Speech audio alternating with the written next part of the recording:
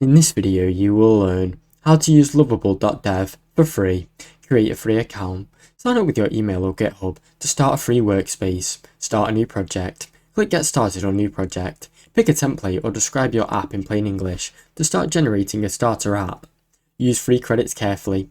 The free plan gives you a daily or monthly credit allowance. Use prompts and run tests wisely to stay within your free quota. Edit and preview your generated app. Open the built-in editor to tweak the UI, router and backend logic, then preview the app in your browser. Sync and export to GitHub. Connect your GitHub account and push your project so you can access it and continue developing the code locally. Upgrade when you need to. If you hit your credit limit or need extra features like private project, custom domain, consider upgrading to a paid plan. Now you know how to use Lovable.dev for free. Thanks for watching. Don't forget to like and subscribe.